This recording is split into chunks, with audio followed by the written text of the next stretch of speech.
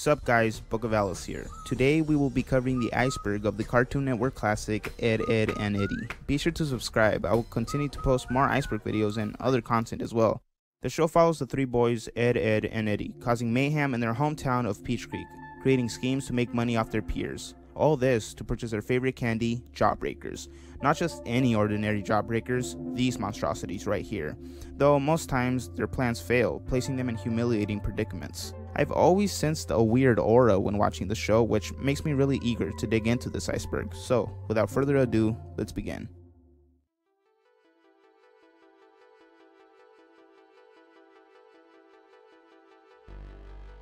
Double D is Ed's nickname.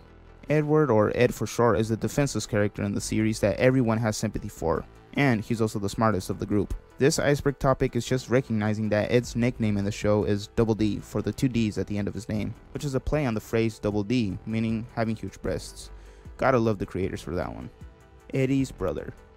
This is in reference to Eddy's unnamed older brother moving out of his parents' house prior to the show's current situation. His brother was always mentioned by characters in the series, but was never seen until Ed, Edd and Eddy's Big Picture Show, a made-for-television movie, the only adult to be seen in the animated series. Adult jokes. This one is self-explanatory. The show's creators were able to sneak in tons of adult jokes in the cartoon, ranging from topics like inappropriate magazines to sexual favors. The series even contains a scene in which Ed and Eddy hide under a bed, displaying a set of dirty magazines and balled up tissue paper. Danny whistles the theme song. This is one that I actually didn't know, but Danny Antonucci, the creator of the show, provided the iconic whistle heard in the theme song, composing the tune and recording it all by himself. The show is Canadian made. This is another one that catch me by surprise, but apparently the show was produced in Canada by Funbag Animation Studios, a Canadian animation studio located in Ottawa, Ontario. Shovelhead. This is just in reference to when Eddy calls Kevin a shovelhead and gets punched in the face, rightfully so. Weird animation errors. When watching Ed, Edd and Eddy, you can sometimes witness strange animation errors like characters disappearing, color changes in the clothes they wear, shifting weather in the sky, and changing text in the background. Though not too surprising, lots of shows display mistakes. 130 episodes, 4 specials, and a movie. This is in reference to a scene in which Double D breaks the fourth wall when they get free Jawbreakers from a group of kids by saying, "And it only took 130 episodes, 4 specials, and a movie, Eddy." Show was only made from a bit. A fascinating fact is that the show was the result of a dare. The creator of the show, Danny Antonucci, mainly focused on making adult cartoons prior to Ed, Edd and Eddy. After repeatedly being contacted by Nickelodeon, interested in his productions, he was annoyed, so he finally drew up a sketch of the show and pitched it to them. Nickelodeon loved it, but Danny Antonucci would go on to premiere it on Cartoon Network instead.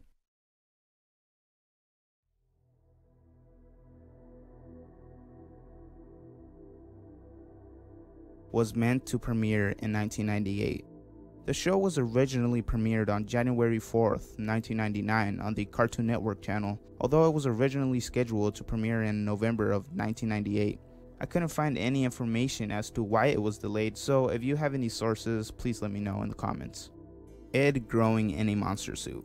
This is in reference to the episode The Day That Ed Stood Still. In this episode, Ed wants to become a monster, so Ed and Eddy devise a plan to dress him up as such, to attract customers to their homemade carnival, but it backfires when Ed believes he truly is a monster, causing mayhem in the town. This iceberg topic alludes to the idea that Ed himself became the monster, explaining as to why he somehow grew taller within the suit, and simultaneously became stronger. Mildred. Mildred is the name of Ed's pet spider, living in the basement of Ed's home. But it's not his only pet spider, as he implies that basements are an excellent home for spiders. A Fistful of Ed wasn't the last episode. A Fistful of Ed is the final 2-part episode of the animated series, but it's not exactly the last episode. It's the last episode in Season 5, but Season 6 presents 2 more, which is strange because seasons normally have more than just 2 episodes. But a lot of people believe that A Fistful of Ed was meant to be the series finale. Gertrude is the most reoccurring chicken. Gertrude is one of Rolf's chickens, appearing in multiple episodes. I guess that's pretty much it. Pretty cool chicken, I guess. Danny voices Mr. Sun. Mr. Sun is described as the anthropomorphic sun in Jimmy's dream world in the Eds Are Coming episode. His only line is "Good day, Jimmy," the voice being done by Danny Antonucci himself, the creator of the animation. Season 6 advertised as lost episodes. This is alluding to the idea that Season 6 is being represented as lost episodes of the series, although they are not. The season is just not well known, being that it only contains 2 episodes. It's not as prolific as the past 5 seasons, which the majority are considered classics. Ed and Eddie's parents' arms. Adults in the Ed, Edd and Eddy universe are almost non-existent, only appearing as arms.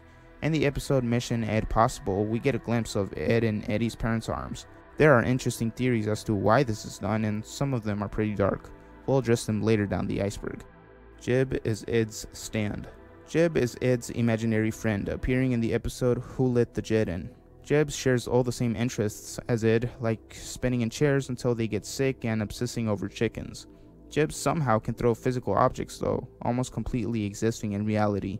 The iceberg topic confused me at first because I didn't know what it meant by stand, but apparently a stand is an entity physically generated by its owner, referred to as a stand user. It generally presents itself as a figure hovering over or near the user, and possesses abilities beyond that of an ordinary human, which, depending on the stand user, can be wielded for good or evil. Pretty interesting theory.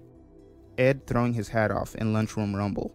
One of the show's biggest mysteries for a long time was what's underneath Ed's hat, until we finally got a non-official answer from Cartoon Network themselves. In the official Ed, Edd and Eddy Flash game titled Lunchroom Rumble, we can see what it looks like underneath his hat, but it's very grainy and it's not the best quality. Also, I gotta mention, it's not from Danny Antonucci himself, it's from the Cartoon Network studios, so can we even trust it?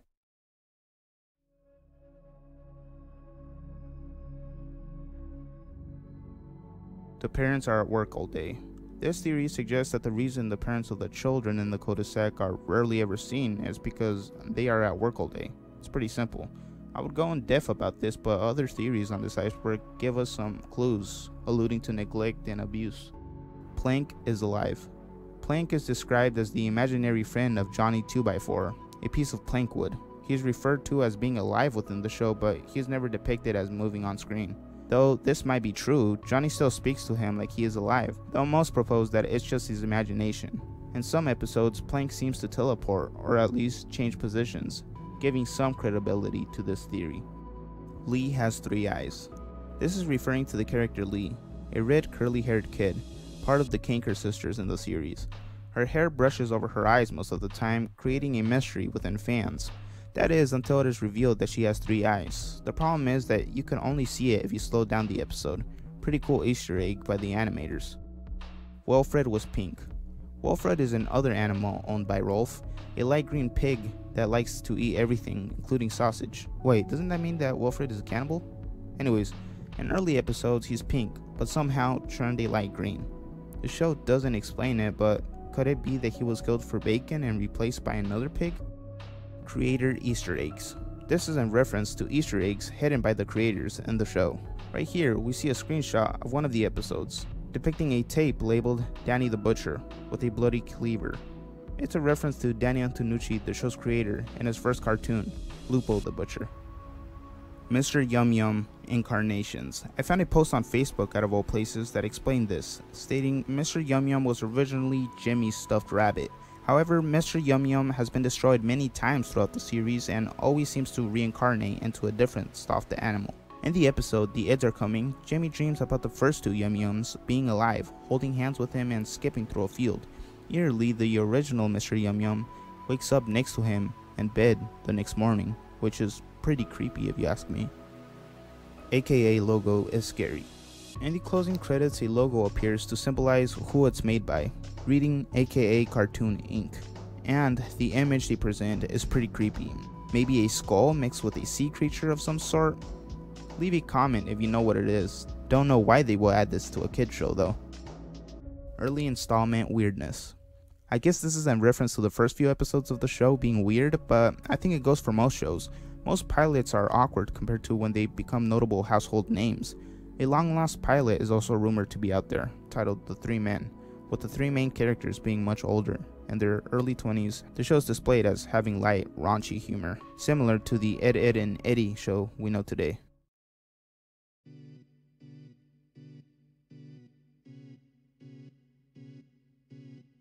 Ralph is based on Danny. This is in reference to the character Rolf in the series, being based on the creator of the show, Danny Antonucci. The Ed, Edd and Eddy wiki states, Rolf's background is based upon creator Danny Antonucci's childhood as the son of Italian immigrants. During an interview, Danny Antonucci said,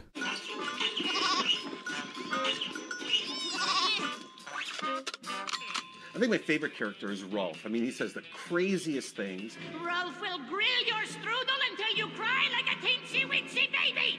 He eats the craziest food. Take these, the lemons of exactitude. I don't know where the heck he's from, you know, and he has the weirdest relatives. Rolf offers this gift to Eddie's brother, a vest made from the hair of Papa's back. And it kind of really reminds me of my upbringing. Ed has a crush on Sarah originally. Sarah is Ed's little sister, a redhead spoiled little brat in the series, acting cute, innocent, and charming, but only when it benefits her, with Ed being at her constant attention, fearing that she might tattle on him.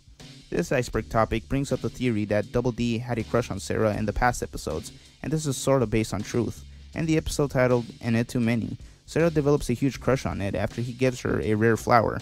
This causes her to proceed in causing trouble for the Eds' plans and scams. The Eds must now find a way to get Sarah to forget about the crush on Ed, so they can do their scams without a problem. This is a callback to some of the first episodes of the first season. In these episodes, Double D originally shows a love interest in Ed's little sister, but somehow the plot switched, and now Ed's sister wants Double D. Show is just memories told as seniors. In the episode Take This Ed and Shove It, halfway through the episode, Eddie hits his head and takes a journey into the future, where he and his friends are elderly men. He then steps outside and realizes that his entire neighborhood had grown old as well. This theory suggests that all the episodes prior and after are just Ed, and Eddie reminiscing about their youth, with Eddie and the gang laughing, and Eddie wishing that he was still a kid. Some speculate that this was even supposed to be the last episode in the series, serving as a plot twist for the show. Episode Timeline. I believe that this is in reference to the contradicting timelines within the episodes, but I found a theory on Reddit that sums up one of the timeline theories, stating, I have a theory that all the events of Ed, and Eddie all take place within only 1 year. The episode that takes place during the summer happens in the summer. The school and holiday episodes all take place during the following school year. The events of Big Picture Show take place the following summer. In fact, I think that the big scam that pissed off the kids in the neighborhood may have just been the very first scam of that particular summer, as it is mentioned that it was Eddie's most ambitious scam. Johnny is spelled Johnny. I believe that this one is in reference to Johnny's name being spelled with no H, but here are some interesting facts about Johnny as well. Johnny's name is commonly misspelled as Johnny, especially on closed captioning. Johnny's tongue is light green like Ed's. And also, Johnny is commonly shown with 4 toes instead of the 3 like most of the characters. Dumb Purgatory Theory. This one is pretty long. The theory states, this theory posits on the possibility of whether or not the kids that inhabited the cul-de-sac are actually totally dead, and that the cul-de-sac in which they reside in actually takes place in a purgatory-like setting. This theory points to facts such as the children's green/blue tongues. The tongue does in fact turn a bluish shade when you die. The lack of adults, the endless summers and the earlier seasons, unusual human world. According to the theory, the children in the cul-de-sac are actually dead and living in purgatory. Have you watched this far into the video? Thank you so much. I really appreciate it. Please drop a like and subscribe. These can take a long time to edit. Anyways, I kind of wanted to do this one because it's kind of personal. I really like Ed, and Eddie. But other than that, I'll continue to make more of the episodes that you guys requested. If you guys want a part 2 to this episode, please leave it in the comments. I want to know if anybody's interested. Thanks.